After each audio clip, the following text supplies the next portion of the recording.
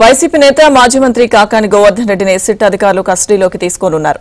సర్వేపల్లి రిజర్వాయర్లో గ్రావెల్ అక్రమ రవాణాకు ఎంపీ మాగుంట సంతకాన్ని ఫోర్జరీ చేసిన కేసులో కాకానిని ప్రశ్నించనున్నారు. ఈ కేసులో కాకాని A2గా ఉండడంతో 2 రోజుల పాటు కస్టడీకి తీసుకోనున్నారు.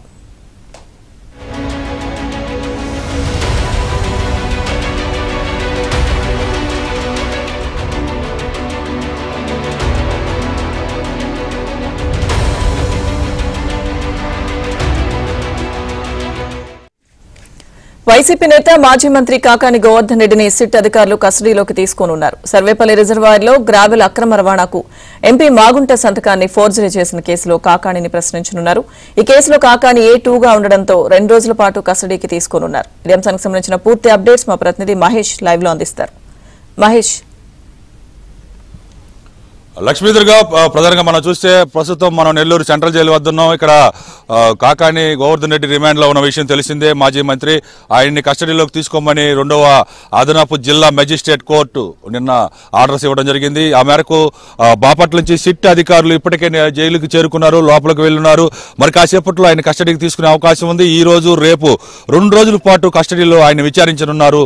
ప్రధానంగా చూస్తే ఏకంగా అంటే మాజీ మంత్రి కాకాని గోవర్ధన్ రెడ్డి అండ్ అండ్ వాళ్ళు చేసినటువంటి అధికారంలో ఉన్నప్పుడు అరాచకాలు, అన్యాయాలు, ఆకృత్యాలు, అక్రమ కేసులు అనేకం, వీటన్నిటికీ సంబంధించి వరుసగా కేసులన్నీ కూడా నమోదవుతున్నాయి. ప్రధానంగా ఈ కేసు, ఈ బాపట్ల సిట్టు అధికారులు చేపట్టినటువంటి కేసు ఏకంగా సర్వేపల్లి రిజర్వాయర్తో పాటు నియోజకవర్గంలో ఉన్న చెరువులన్నింటిలో కూడా మట్టి, గ్రావెల్ ఇష్టారాజ్యంగా తవ్వకాలు సాగించారు. సర్వేపల్లి రిజర్వాయర్లో తవ్వకాల కోసం ఏకంగా అప్పటి ఎంపీ మాగుంట శ్రీనివాసులరెడ్డి సంతకాన్ని ఫోర్జరీ చేసినటువంటి పరిస్థితి. ఆ కేసులో వెంకటాచలంలో ఈ కేసు జగన్ ప్రభుత్వ అధికారంలో ఉన్నప్పుడే 2021లోనే కేసు నమోదైంది.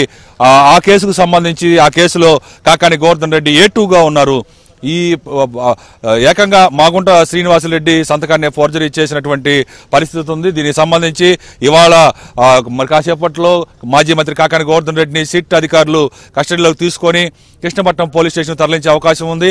కృష్ణపట్నం పోర్టులో రేపు సాయంత్రం 5 గంటల లోపు మళ్ళీ 5 గంటలకి ఇక్కడ తీసుకురావాల్సి ఉంది, విచారణ జరిపే అవకాశం ఉంది. గతంలో కూడా క్వాడ్జీ అక్రమ తవ్వకాలు, భారీ ఎత్తున పేలుడు పదార్థాల వినియోగం, అట్రాసిటీ కేసుల్లో కూడా ఆ కేసుకు సంబంధించి కూడా గతంలో పోలీసులు కస్టడీకి తీసుకున్నారు.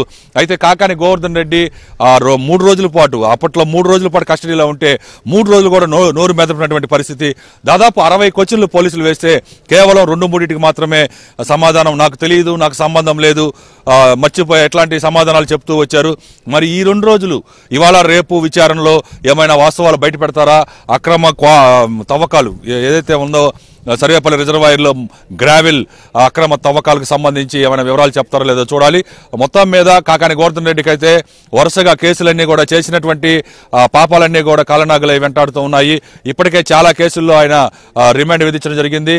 ప్రధానంగా క్వాడ్జీ అక్రమ తవ్వకాలు, భారీ పేలుడు పదార్థాల వినియోగం, అట్రాసిటీ కేసులో ఇప్పటికే ఆయన హైకోర్టుని ముందస్తు బెయిల్ కోసం ఆశ్రయిస్తే హైకోర్టు బెయిల్ ఇవ్వలేదు. సుప్రీంకోర్టును ఆశ్రయించినా కూడా అక్కడ కూడా బెయిల్ అనేటువంటి పరిస్థితి. చివరికి అరెస్ట్ అయిన తర్వాత కూడా అరెస్ట్ కాకుండా 2 నెలల పాటు పోలీసులు కళ్ళు కప్పి అనేక ప్రాంతాల్లో తిరిగారు. మళ్ళా ఆ కేసుకు సంబంధించి కూడా బెయిల్ తెచ్చుకోవాల్సి ఉంది. మరోవైపు ఈ సిట్ అధికారులు వేసినటువంటి ఈ కేసు రిమాండ్లోనే ఉన్నారు. మరోవైపు గుంటూరు పోలీసులు సోషల్ మీడియాలో అసభ్యకరమైనటువంటి పోస్టింగ్లు చేసిన కేసు, దీనికి సంబంధించి కూడా ఆయన రిమాండ్లో ఉన్నారు. మరోవైపు ముత్తుకూరులో అక్రమ టోల్ గేట్ ఏర్పాటు చేసిన కేసులో కూడా ఆయన రిమాండ్ అనుభవిస్తూ ఉన్నారు. ఇది ఇక్కడ పరిస్థితి. Over to studio.